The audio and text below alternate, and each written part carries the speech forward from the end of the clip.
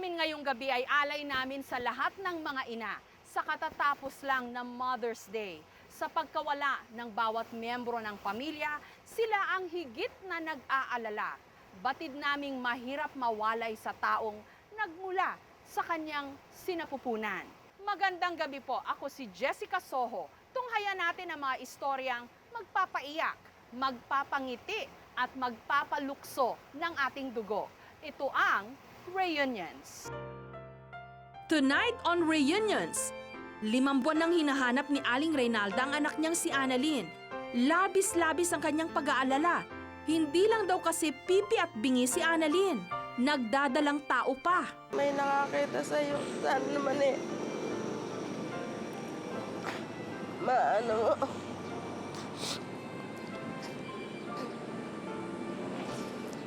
Aling, kung nasaan ka man, nanay umiiyak. Nahanap ka, patay na tatay natin. Ipinanawagan namin ang larawan ni Annalyn at agad na may tumawag sa amin na nagsabing ang babaeng ito raw sa Nazareth Home ang hinahanap namin. Pero tila may kinatatakutan daw ito na hindi nila maipaliwanag. Mama niya, pag nalaman daw na buntis siya, magagalit daw. Balot naman ngayon ng pag-aalala ang pamilya ni Jennifer. 7 buwan na kasing nawawala ang anak niyang si Renren. Ayun nga lang pang hinihiling ko sana na maano yung pakita ko yung anak ko. Kasi no, hanggang ngayon, naano ko, hindi ko matanggap na hanggang ngayon wala yung anak ko. At sa aming paghahanap, 2 bata ang tila nakakahawig ng anak ni Jennifer. Isa mula sa Boys Town at ang isa naman galing sa tahanang mapagpala. Sino kaya sa kanila? Si Renren. Lahat ng yan, dito lang sa programang naniniwalang hindi dapat mawalan ng pag-asa ang mga taong nawawalan ng miyembro ng pamilya. Because the search for missing loved ones ends with reunions.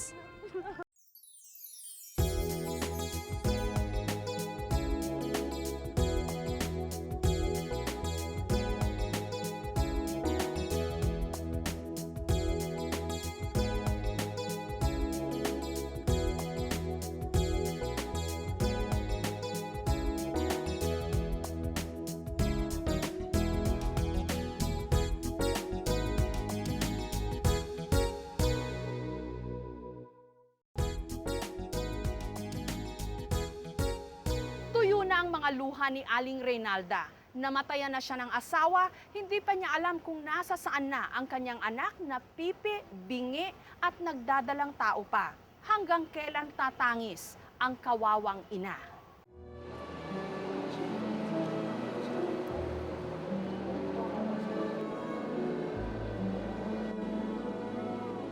Hindi iniinda ni Aling Reynalda ang kapaguran sa tuwing dumadalaw siya sa sementeryo. Lalo pat nitong nakaraang buwan lang pumanaw ang kanyang kabiyak. Ngunit ang pagyaon ng kanyang asawa, dagdag lamang sa krus na kanyang dinadala. 5 buwan nang nawawala ang anak niyang si Annalyn. Abay, parang awa mo na. Tulungan mo kaming maghanap sa anak mo.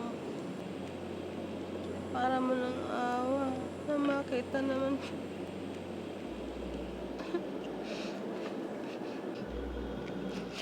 Hanggang ngayon di nakikita yung anak mo. Ang masaklap pa rito, ang nawawala niyang anak na si Annalyn, pipi at bingi at nagdadalang tao pa. Sa kabila ng kalagayang ito ng kanyang anak, hindi pa rin daw nila naiwasang magkaroon ng hindi pagkakaunawaan. Katulad na lang nung nakaraang Nobyembre, nung nagkaroon sila ng pagtatalo. Kasi nung nakagalitan ko yan, tungkol doon sa kanyang asawa, nagtampo siya. Nung nitong huli nasampal ko na siya. Kinabukasan, saka siya umalis. Sumasama doon sa bakla. Nung alis na yon, di na namin nakita. Ang hindi alam ni Aling Reynalda, pag-uwi niya mula sa pagbabanat ng buto, wala na ang pinakamamahal niyang anak. Sa tuwing nag-iisa raw si Aling Reynalda, pakiramdam niya ay tila sumama na rin sa hukay ng asawa ang pag-asang makita pa niya si Annalyn. Hanggang yung mister ko na aksidente, yun, na anuhan. Parang wala na kaming pag-asa na makita ko yung anak ko. Sa 5 buwang pagkawala ng anak, abot-abot na lamang ang pag-aalala ni Aling Reynalda. Ako kaya lang nag-aalala dahil sa anak ko nga. Unang-una ang inaano ko sa kanya, hindi siya makapagsalita. Pangalawa, hindi siya makarinig. Kung meron mang gustong sabihin, hindi masasabi. Dagdag pa rito, inaalala rin niya ang naiwang anak ni Annalyn, lalo pat wala ring ama ito. Magbuhat nung umalis si Annalyn, ako na rin ang nag-aalagang tumayong nanay sa kanyang anak na si Ednalyn. Sabi ko nga doon sa apo ko, hindi na natin makikita yung mama. Hindi, kaya darating si mama, sabi niya. Ang kutob din ni Aling Reynalda, natatakot lamang umuwi ang kanyang anak dahil baka iniisip nitong galit sila sa kanya. Halimbawa na, dumating siya. Kung ako man yung galit, hindi ako magagalit eh. Makita ko lang siya eh. Lalo na ngayon, wala yung tatay niya. Itong part na to, sana naman dito siya huli nakita. Sila, nagduduyan sila, naglalaro sila, kukwentuhan. Nasusunod na punta ko rito makita ko na siya rito. Ngayon, mga anak na lang ni Aling Reynalda ang nagpapalakas ng loob niya. Ang mga kapatid naman ni Annalyn, miss na siya. Nalulungkot ako siyempre dahil kapatid ko yun eh. Baka nga naman kung mapano. Buti sana ako marunong magsalita. Hindi naman marunong. Kaya nga nung mamatay tatay ko inano ko lang sa tatay ko na siya na nang gumawa ng paraan. Paano kami magkita magkakapatid? Paano kami makita ng nanay niya? Paano kami magkasama-sama? At pati ang kapatid niyang si Rick na isa ring pipi, may mensahe para sa kanya. Si nanay, tatay, mag-asawa, wala na si tatay. Nahanap ka, umiiyak. Nahanap ka, wala ka sa bahay.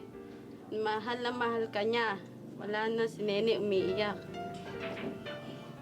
Tutulog. Kumakabog ang puso ni nanay. Yung anak niya daw, iniisip siya. Na kung saan ka man nandoon at may nakakarinig sa'yo, may nakakita sa'yo, saan naman maano mo.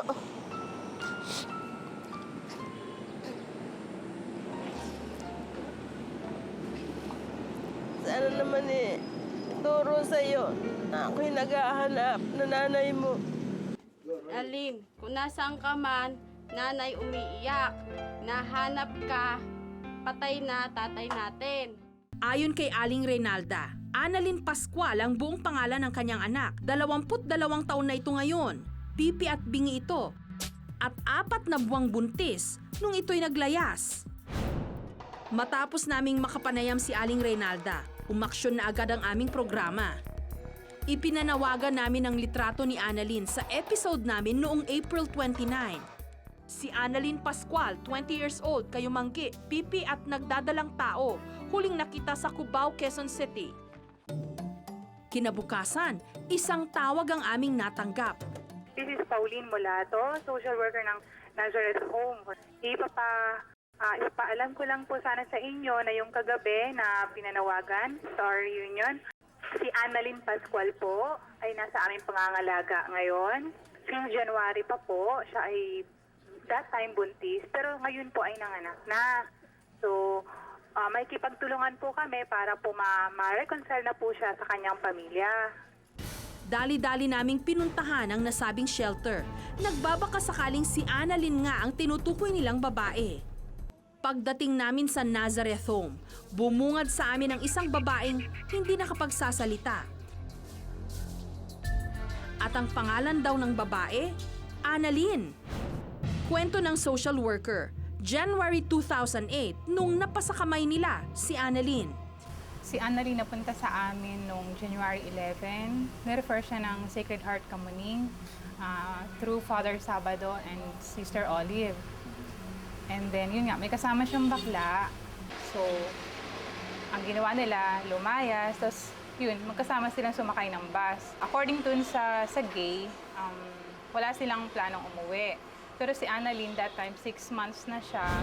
At dahil ang shelter na ito ay para talaga sa mga buntis, ito na rin ang naging tahanan ni Annalyn hanggang nung siya'y nakapanganak.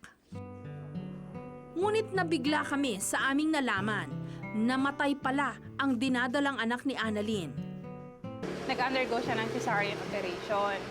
Tapos, after that, for 2 weeks, na-confine yung baby. Tapos, nung March 20, namatay yung baby dahil sa heart failure. Mula nung namatay daw ang kanyang anak, iginugol na lamang ni Annalyn ang kanyang oras sa mga gawain sa shelter. Isa ito sa mga nakita namin na kaya palang gawin ni Ana. So may skill siya kung paano gumawa ng ganito, made from thinking straw, flower base siya, nakita niyo naman. Tapos aside from doon sa kakayahan niyo din na meron kami ditong income generating project, yung sa dishwashing liquid.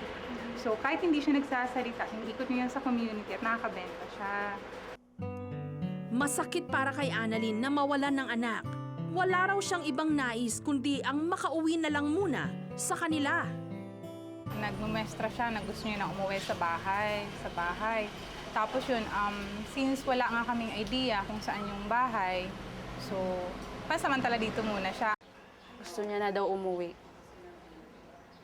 Gusto niya na pong umuwi sa kanila. Pag nakita niya daw yung mama at papa niya, yayakapin niya. Sa kabila ng kagustuhang bumalik ni Annalyn sa kanila, tila may kinatatakutan naman daw ito.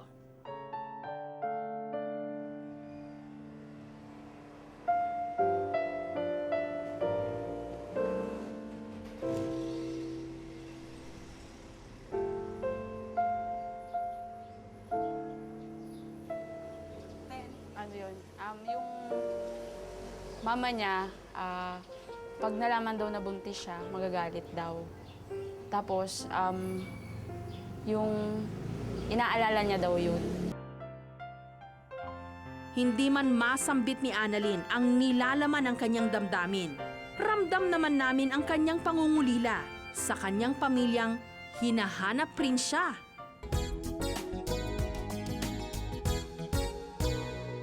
Up next, sa pag-uwi ni Annalyn, paano niya tatanggapin ang katotohanan na yumao na pala ang kanyang ama.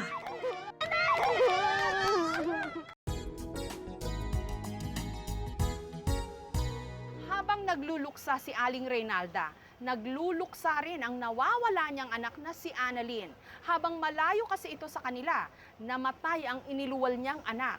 Paano kaya haharapin ni Annalyn ang katotohanan sa kanyang pag-uwi? Hindi na niya madadatnan pa ang kanyang ama.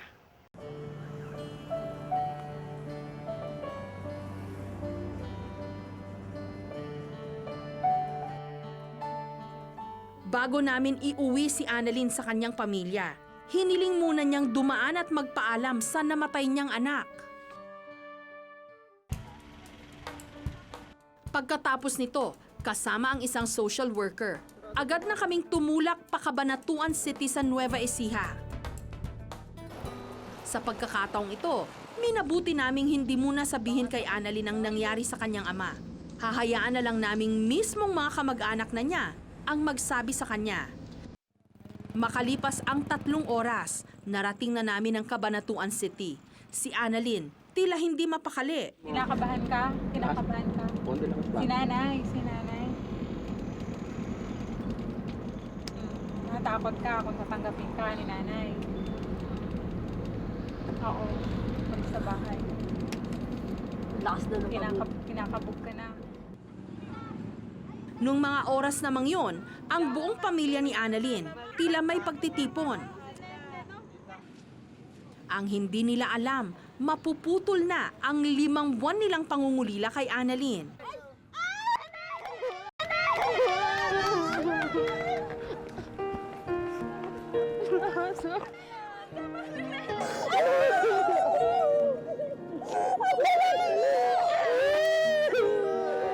Si Annalyn tila musmus na nagsusumamo sa kanyang pamilya.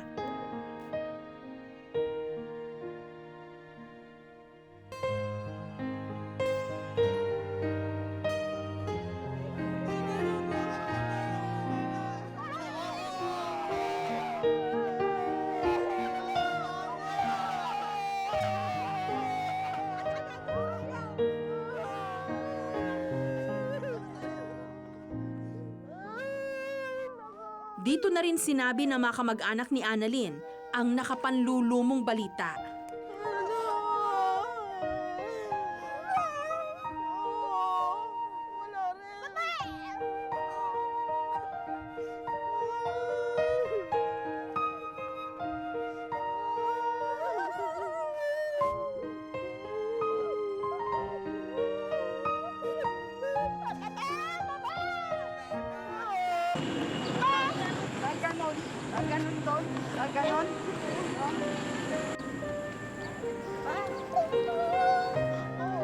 Dahil sa nalamang impormasyon, si Annalyn sising-sisi.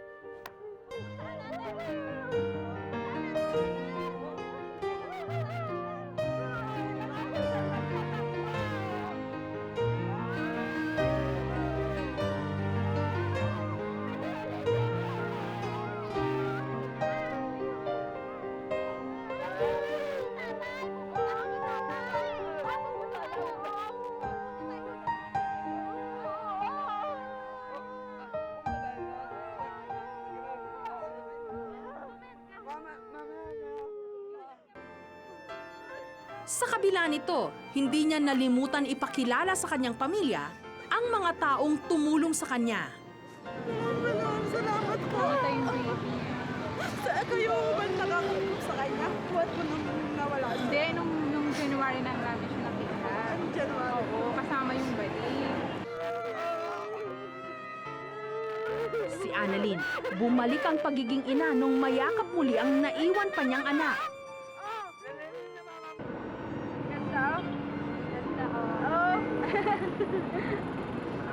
Tama na yan. Yan, kahit na lang.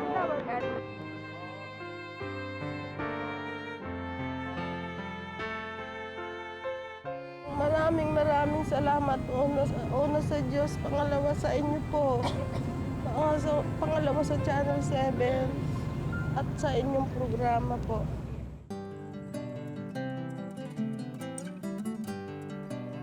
Ang isang salo-salo, gaano man ito kapayak, sasarap basta't buo ang pamilya.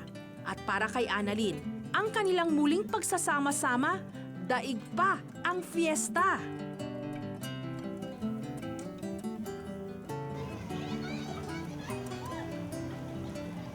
May mga bahagi ng ating buhay na tayo'y naliligaw at nadadapa. Kakayanin naman natin laging bumangon, basta't nariyan lang ang ating pamilya na sa ating susuporta.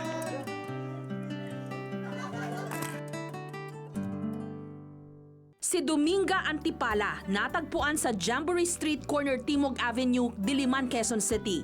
Si Mary Ann Posadas, 20 years old, huling nakita sa Malaya Street, Mandaluyong City. Si Jason Galabayo, 26 years old, 5'6" ang taas, matangos ang ilong, medyo matangkad at balingkinita ng katawan. Huling nakita December 27, 2007 sa Oriental, Mindoro. Si Adelita Catamora, 63 years old, 4'11" ang taas, kayumanggi, medyo maiksi ang buhok. Huling nakita sa Tandangsora, Quezon City. Si Michelle Agcopra, 17 years old, 5'3" ang taas, medyo matangkad, maputi at mahabang buhok. Huling nakita March 26 sa Fairview, Quezon City. Si Charlene Millier, 10 years old, huling nakita April 2, 2008 sa Parañaque City. Up next, 2 bata ang nakakahawig ng nawawalang anak ni Jennifer. Sino sa kanila ang tunay na Renren? Wala raw dahilan para ipagdiwang ni Jennifer ang Mother's Day. Nawawala kasi ang anak niyang si Renren. Ang hindi niya alam, meron na kaming mga lead kung saan ito hahanapin. Yun nga lang, 2 bata ang tumutugma sa deskripsyon ng nawawalang anak ni Jennifer. Sino kaya sa mga ito ang tunay na si Renren? Umagang-umaga pa lang, hindi na magkandaugaga si Jennifer, isang ina at dating OFW. Ang numero 1 sa kanyang listahan, asikasuhin ang kanyang mga anak. Ayon sa mga anak ni Jennifer, champion ang kanilang ina pagdating sa pag-aalaga. Inaalagaan po niya kaming mabuti. Tsaka po hindi niya po kami pinapagalitan. Pinasasabihan niya lang po kami kung ano yung tama o ano yung mali. Ngunit abalaman sa pag-aasikaso sa 4 na anak, walang araw na hindi niya naiisip si Renren, ang 7 taong gulang niyang anak. 8 buwan na kasi itong nawawala. Tandang-tanda pa ni Jennifer ang araw nung nabalitaan niyang nawawala ang anak. Pauwi na raw siya noon mula sa Bahrain kung saan siya nagtatrabaho. Nung dumating ako ng October 12, ang kwento nila sa akin, itong bata raw nandun lang daw sa malapit sa amin sa side na sa parents ko. Hapon daw yata ng Biyernes ng hapon, may bata raw yata na sinamahan. Yun ang kwento nila sa akin. Itong bata, hindi ko alam, kusa yata itong sumama itong anak ko dun sa batang yun. Hindi nila malaman kung sino yung bata kasi hindi nila kilala. Sinisisi ni Jennifer ang kanyang asawa at ang tumatabang nilang relasyon.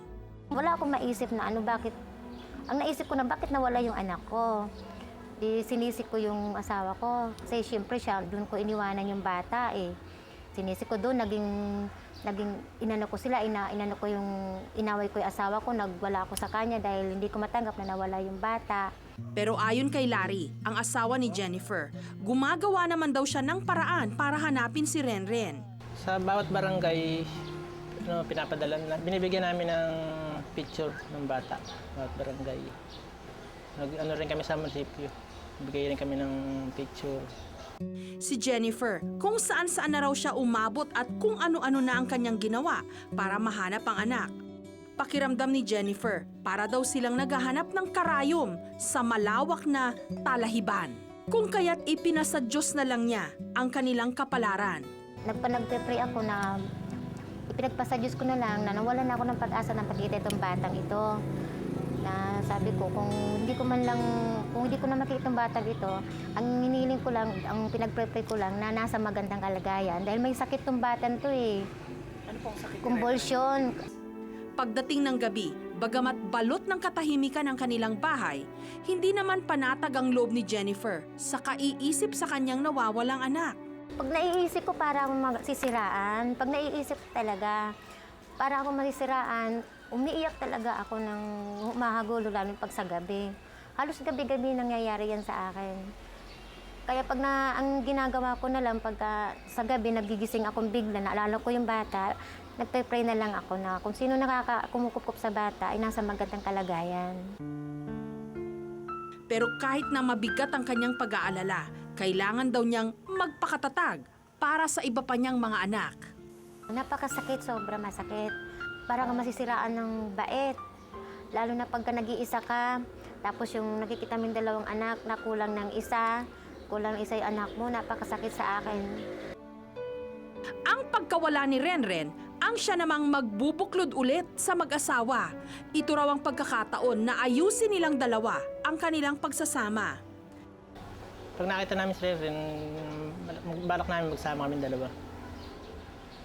Kahit po magalit po yung magulang niya. Oo. Kahit magalit, talaga sama ko sa akin. Sa akin bilang nanay, hindi ko ikikipagsabalaran yung kinabukasan ng anak ko. Pipiliin ko siyempre yung pamilya ko. Ngayong Mother's Day, isa lang ang hiling ni Jennifer. Sana mahanap na si Renren para mabuo na ang kanilang pamilya.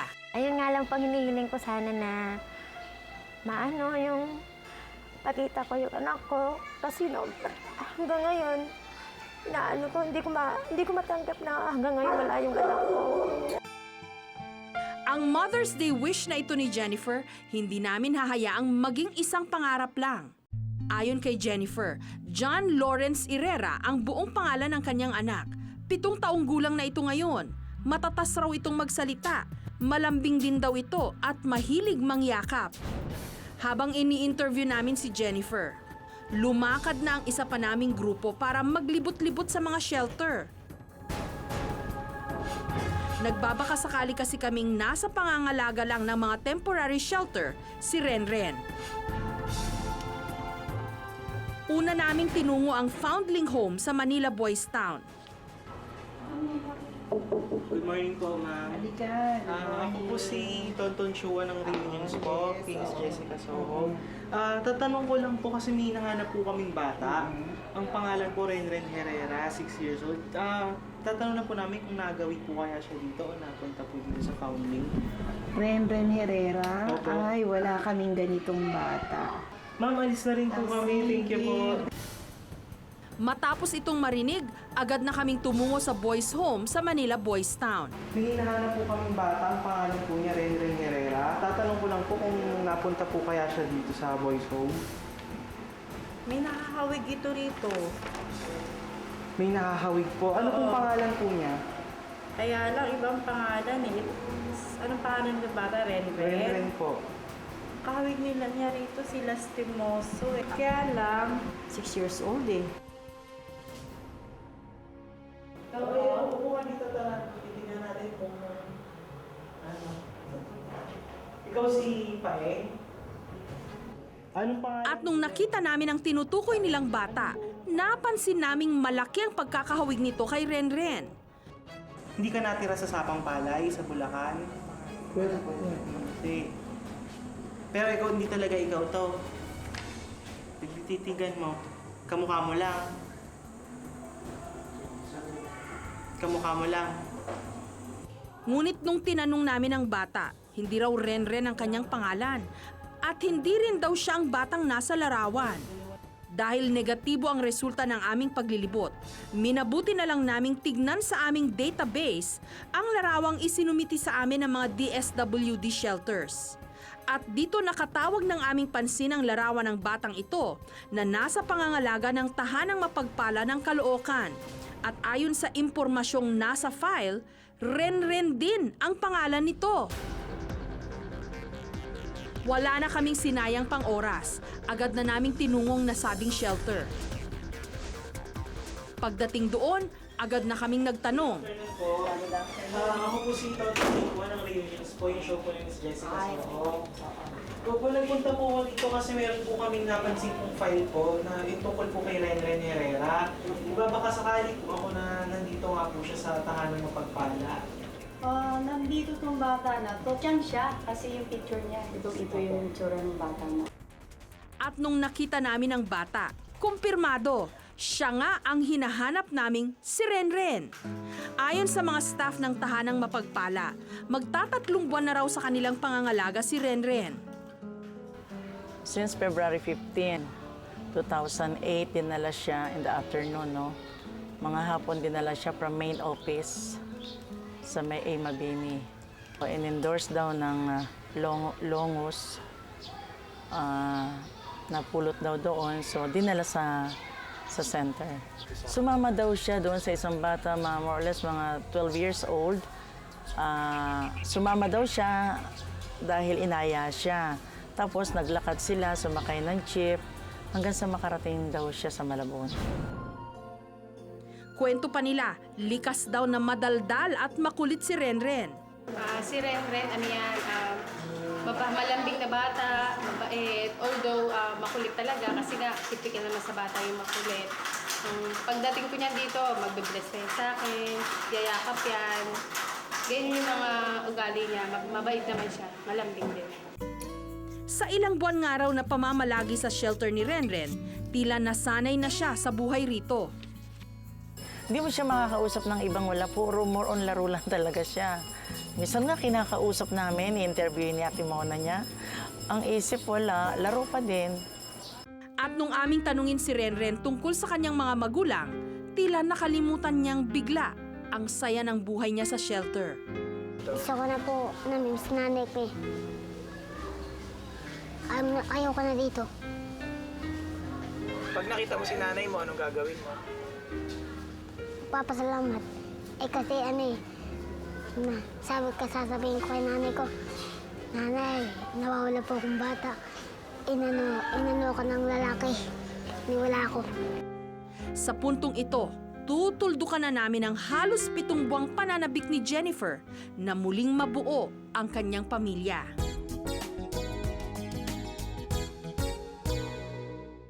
Up next, ang pinakahinihintay na Mother's Day gift ni Jennifer.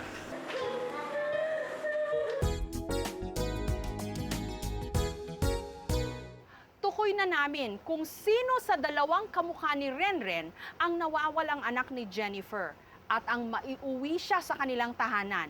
Ang pinakamagandang Mother's Day gift na siguro na maibibigay namin sa kanyang nag-aalalang ina. Madilim na nung nakabalik kami sa bahay ni Jennifer at Larry. Ayaw kasi naming ipagpabukas pa ang Mother's Day gift namin sa kanya. Sinabihan lang muna namin sila na lilibot lang kami para ipagpatuloy ang paghahanap kay Renren. Ang hindi alam ni Jennifer, dinala na namin siya sa pinaka-inaasam-asam niyang Mother's Day gift.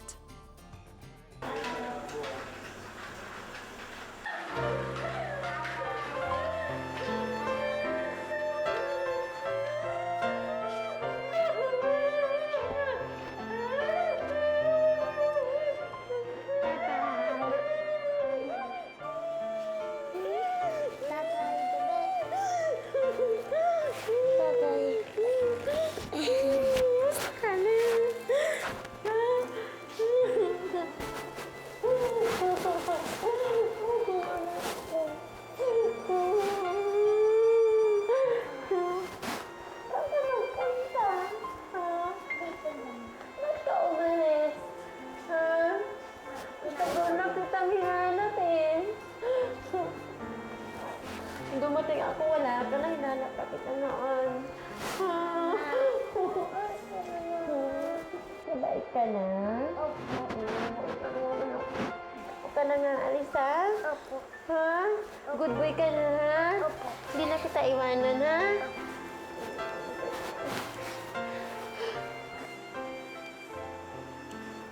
Mabait na ikaw, Ben, ha? Saan ba't ka umalis? Ha? Saan ka nagpunta? Naligaw ko ng lalaki. Ha? Naligaw ako. Naligaw ka? Ba't hindi ka na bumalik? Naligaw ako, hindi ko na alam bahay namin. Matagal ka na dito? Bait mo ka na nga alis, ha? Ha? Magpapakabait ka na, ha? Ayun si Dabi, oh. Si Renren, halos hindi na makapagsalita. Sinamantala na lang ang sandali para yakapin ang inang matagal na niyang hindi nahagkan. Ngayon, lilisanin na ni Renren ang lugar na nagsilbing tahanan niya sa loob ng halos 3 buwan.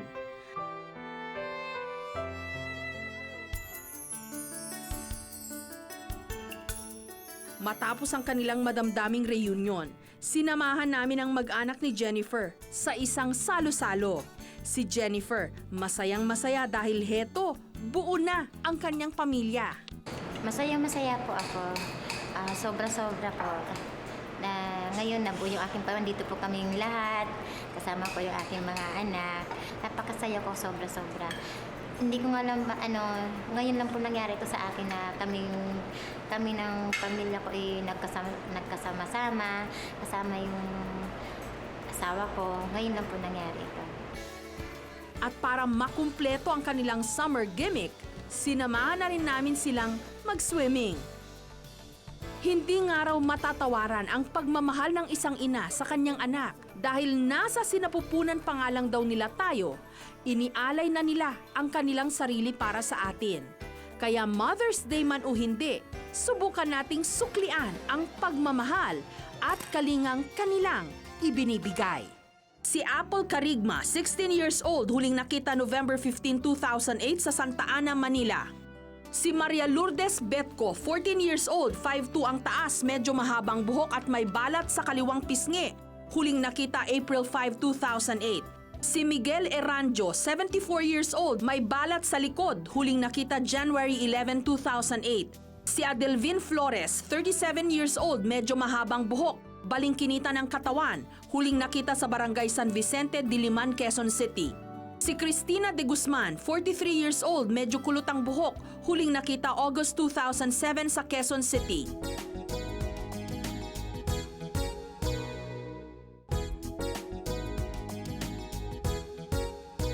Narito ang ilan sa mga kasong inilapit sa aming programa.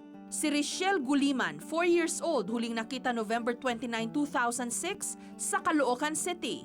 Si Romeo Nesus, 47 years old, medyo kulot, huling nakita 1973 pa sa Haro, Leyte. Si Frederick Pastrana, 19 years old, huling nakita sa Binyan, Laguna. Si Maria Belza, 42 years old, 5 feet ang taas, huling nakita March 20, 2008 sa Taytay, Rizal. Si Annie Marquez, 27 years old, may kapansanan sa pag-iisip, huling nakita March 26, 2008 sa Tondo, Manila. Si Mary Grace Malyari, 22 years old, may nunal sa kaliwang parte ng mata, huling nakita February 11, 2008 sa Santa Cruz, Manila. Si Andrew Soriano, huling nakita sa Pasig City. Si Angelo Viana, 50 years old, 5'8 ang taas, may nunal sa kaliwang pisngi. Huling nakita May 21, 2006 sa Marulas, Valenzuela City. Si Chris Cortez Jr., 17 years old, 5'5 ang taas, matangos ang ilong, medyo payat at balingkinitan ang katawan. Huling nakita March 21, 2008 sa Camarin, Caloocan City. Si Roel Lara, 28 years old, 5'6 ang taas, may nunal sa kanang pisngi, medyo kulot ang buhok at may kapansanan sa pag-iisip. Huling nakita March 12, 2008 sa Tuguegarao City, Cagayan. Si William Bacolod, 12 years old, 5 feet ang taas, kayumanggi at medyo kulot ang buhok. Huling nakita March 6, 2008 sa San Andres Bukid, Manila. Para sa anumang impormasyon tungkol sa kanila o sa kanilang mga pamilya, makipag-ugnayan po sa aming tanggapan 982-7777 Local 3011 o mag-email sa reunions@gmanetwork.com. Tuloy-tuloy pa rin po ang countdown na nasimulan natin sa Sana'y Muling Makapiling dito sa ating bagong programang Reunions. At sa punto pong ito, umabot na sa 321 ang bilang ng mga taong nawawala na nahanap na natin at naibalik sa kani-kanilang mga pamilya. Kumpiyansa ho kaming aakyat pa ang bilang na yan, basta't nariyan lamang kayo na sumusubaybay at sumusuporta sa aming programa. Magandang gabi po, ako si Jessica Soho. Kami pa rin ang inyong mga kaagapay sa puspusang paghahanap.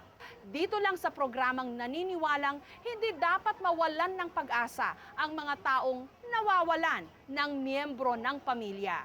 Because the search for missing loved ones ends with reunions.